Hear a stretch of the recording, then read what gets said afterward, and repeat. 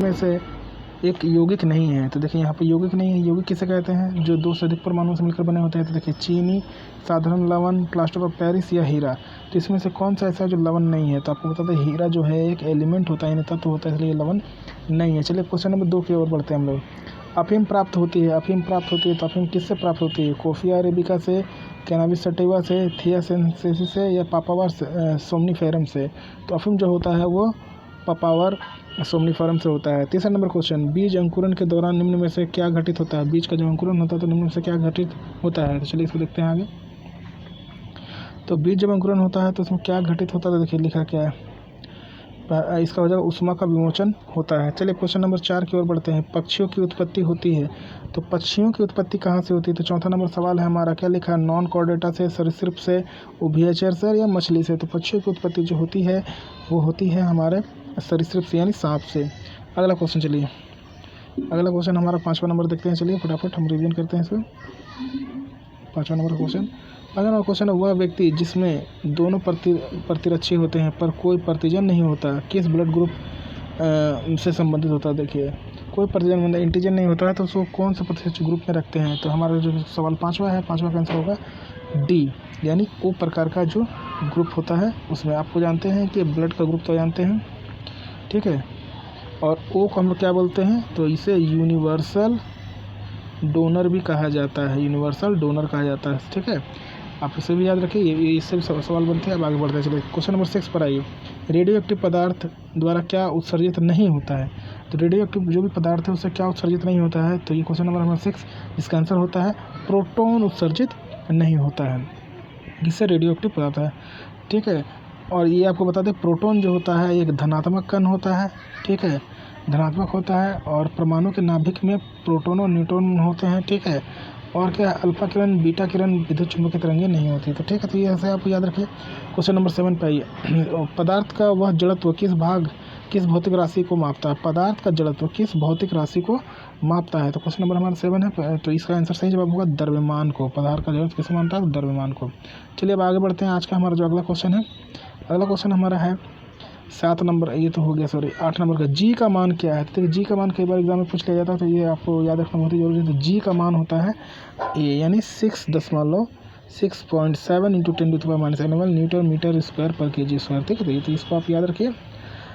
10⁻⁻⁻⁻⁻⁻⁻⁻⁻⁻⁻⁻⁻⁻⁻⁻⁻⁻⁻⁻⁻⁻⁻⁻⁻⁻⁻⁻⁻⁻⁻⁻⁻⁻⁻⁻⁻⁻⁻⁻⁻⁻⁻⁻⁻⁻⁻⁻⁻⁻⁻⁻⁻⁻⁻⁻⁻⁻⁻⁻⁻⁻⁻⁻⁻⁻⁻⁻⁻⁻⁻⁻⁻⁻⁻⁻⁻⁻⁻⁻⁻⁻⁻⁻जी के मान के संदर्भ में जो सवाल पूछा जाता है, ये क्वेश्चन नंबर हमारा रहा 8।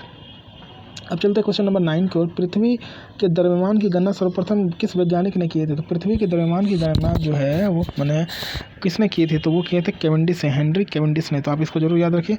चलिए अब आगे बढ़ते हैं अगले क्वेश्चन की ओर। हमारा अगला क्वेश्चन आज का, चलिए देखते हैं आज का हमारा अगला क्वेश्चन क्या है।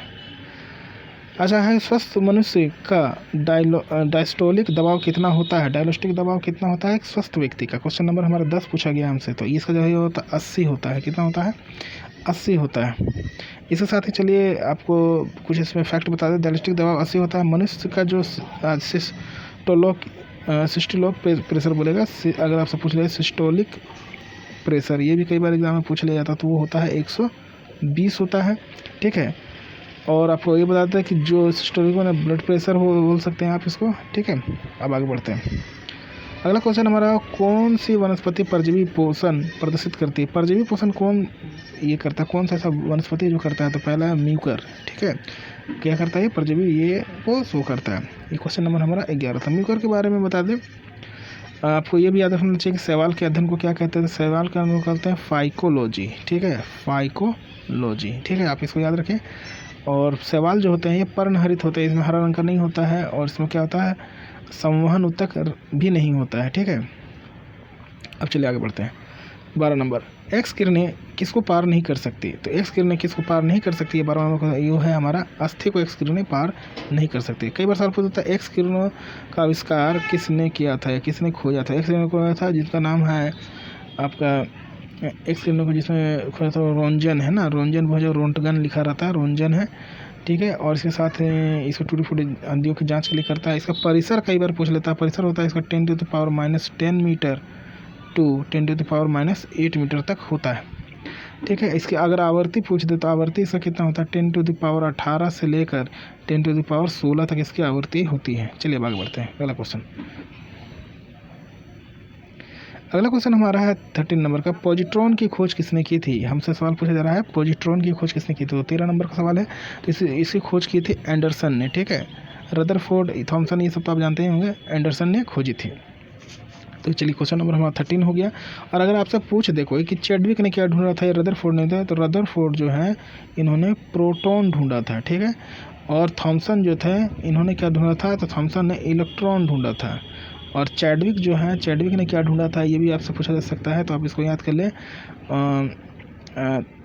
चैडविक ने न्यूट्रॉन ढूंढा था, ठीक है, न्यूट्रॉन ढूंढा था। और कई बार ये भी बोलते परमाणु की खोज किसने की थी, तो परमाणु की खोज किसने की थी, वो डाल्टन ने की थी। चलिए अब आते हैं क्वेश्चन नंबर हमारा 14, 1 जूल कितने के बराबर होता है। हमारा सवाल है अगला, 1 जूल कितने के बराबर होता है। तो 1 जूल जो है हमारा वो होता है 10 टू द पावर 7, यानी 10 का पावर 7 अर्ग तक होता है, ठीक है। और ये बता दें जूल किसका एसआई मात्रक होता है। तो जूल जो होता है, जूल किसका एसआई मात्रक होता है। तो आपसे अगर पूछ लिया जाता है एग्ज़ाम में कि जूल किसका एसआई मात्रक होता है, तो इसका आप बड़ी आसानी से कह दीजिए जूल जो होता है ऊर्जा का होता है। किसका, ऊर्जा का एसआई मात्रक होता है, ठीक है। और अर्ग जो होता है ये क्या होता है, सीजीएस में होता है, ठीक है, सीजीएस पद्धति में अर्ग होता है। और ये अगर पूछ दे 1 कैलोरी बराबर कितने जूल है, तो वो होता है 186 तक होता है, ठीक है। अब चलिए आगे बढ़ते हैं। अगला जो हमारा क्वेश्चन है वो हमारा क्वेश्चन है 15, सौरमंडल में किस ग्रह का द्रव्यमान एवं घनत्व पृथ्वी के समान होता है। पृथ्वी के समान, तो सोच लीजिए आपसे पूछा गया है पृथ्वी के समान। तो 15 नंबर का जो हमारा सवाल है, तो 15 नंबर का जो सवाल है वो है बी, शुक्र, ठीक है। शुक्र ऐसा ग्रह है जिसका घनत्व और द्रव्यमान जो है पृथ्वी के समान है। ये हमारा 15 नंबर क्वेश्चन।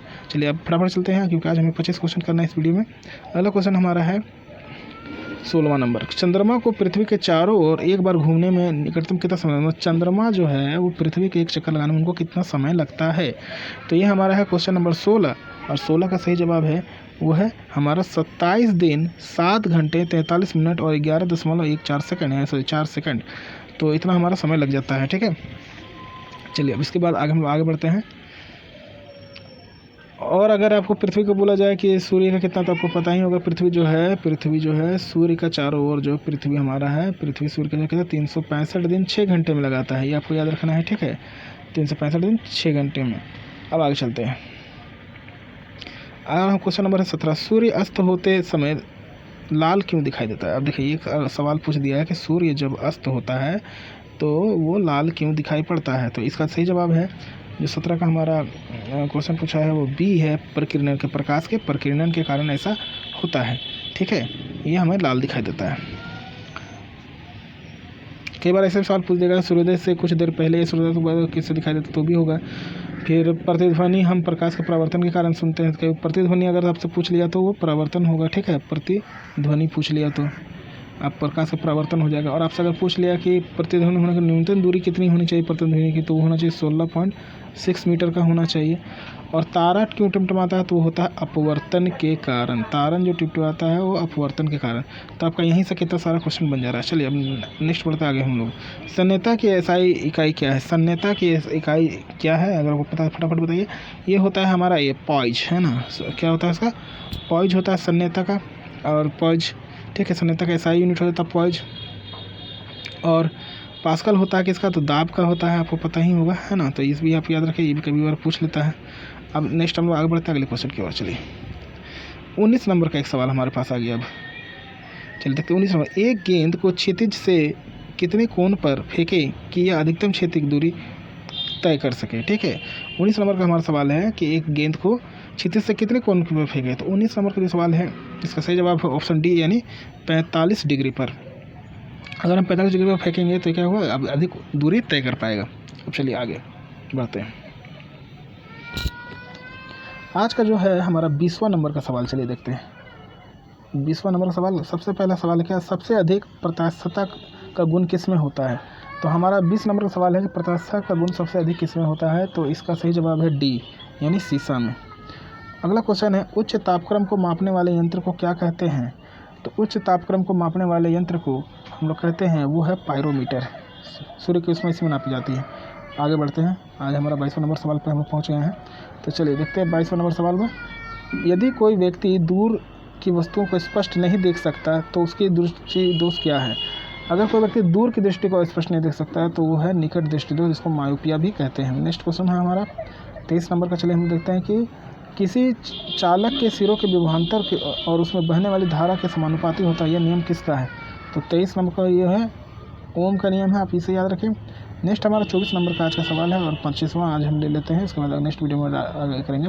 तो 24 नंबर का जो हमारा सवाल है कि पृथ्वी के चुंबकीय अक्ष तथा भौगोलिक अक्ष के बीच का कोण कितना होता है? तो पृथ्वी चुंबकीय और भौगोलिक अक्ष का जो कोण होता है वो 17 डिग्री का होता है।